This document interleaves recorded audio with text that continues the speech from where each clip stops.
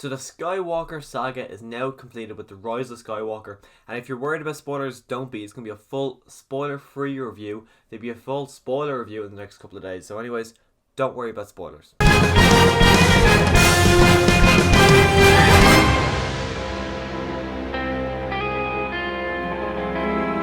When it comes to me personally and the Rise of Skywalker, it was my third most anticipated movie of the year. It was coming back between this and Toy Story 4, which I kind of came out on top like, yeah, I think I'm looking forward to Toy Story 4 more. But I only seen one trailer. I only seen the trailer that revealed that Palpatine was going to be in it by his laugh at the end. That's the only thing I knew about this movie. And of course, I've seen the posters and all that. But I didn't really want to look into it. Not like purely out of, I just really did not want to know anything. Because I just felt, because like, when it came to Force Awakens, Han Solo's death got spoiled for me. When it came to Last Jedi, Luke's death, Snoke's death, and the fact that Yoda was in it, that was all spoiled for me. So I'm like, okay, I want to go into this movie and I want nothing spoiled for me. And thankfully, nothing got spoiled for me. Literally nothing. I went into this movie completely fresh, and that was probably the best way I was happily to go into this, because there is a lot of stuff that could possibly get ruined for you. And I am very mixed on this movie. When it comes to year two, I was never. There's problems with the other two, but this one I'm right down the middle. I don't know if I like this movie or if I don't, or if I don't know if I like it or if I don't like it. But there is a lot of elements that I do like the fact that our three main characters, we got Poe, Finn, and Rey, who never really felt like friends or that they even knew each other. But in this movie, their chemistry in this movie it's fantastic, especially with Poe and Finn. They feel like they are best friends and they've been friends for ages. Because I don't know how long the time skip is, but I'm assuming it's about a year or two. But their relationship is so solid as well. Rey, she's not really there with Finn. I think her and Finn's relationship doesn't feel like it's grown much. But her and Poe, who only actually met at the end of The Last Jedi, their relationship feels very strong. Especially her relationship with Leia, who she wasn't with at all during The Last Jedi, and she only had a small bit with The Force Awakens. Her relationship really feels like a mother-daughter relationship the two of them have together, which I wasn't really expecting going into this movie. I thought they would have kind of a good relationship, but the relationship they have is not one I was actually expecting.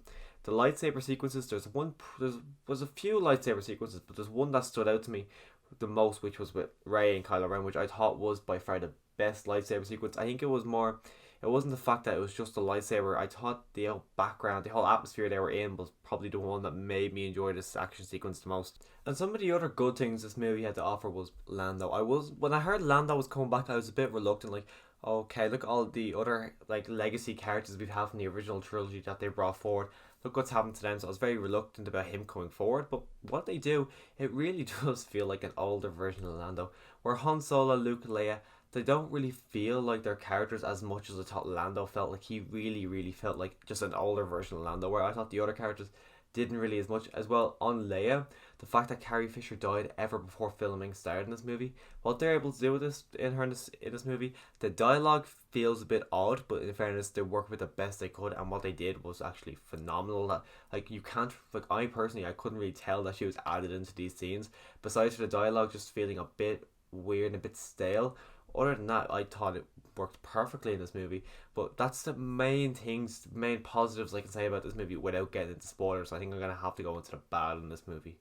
And when it comes to the bad, the main thing I thought of was the pacing. I just thought the pacing wasn't really good, especially because they had to redo a lot of things. Like, because a lot of people didn't like The Last Jedi, which I actually did enjoy The Last Jedi, but a lot of people didn't like that movie, so they kind of felt like we had to redo a lot of stuff or change a lot of stuff that was set up in The Last Jedi into making it into this movie. So this movie feels a lot more like a sequel to The Force Awakens rather than The Last Jedi and The Force Awakens, because I think J.J. Abrams, he directed both of them, so I think that maybe he thought, okay, a lot of people didn't like The Last Jedi, it's not my problem, I didn't do that, so I'm just going to do a sequel to my movie, which doesn't really work out well. Like, especially that character of Rose, who I found her very annoying and irritating in The Last Jedi. A lot of people felt the same, so they kind of, in a way, they kind of cut her out of the movie. She's in the movie, but she's not a very prominent character like she was in The Last Jedi, where she was a main player in this, but now she's not really a main character really at all. As well, Palpatine, it felt very forced. I was expecting Palpatine, like I seen he's come back, I thought, okay, there's no way this was planned, and I was right. There was no way that was planned from the start.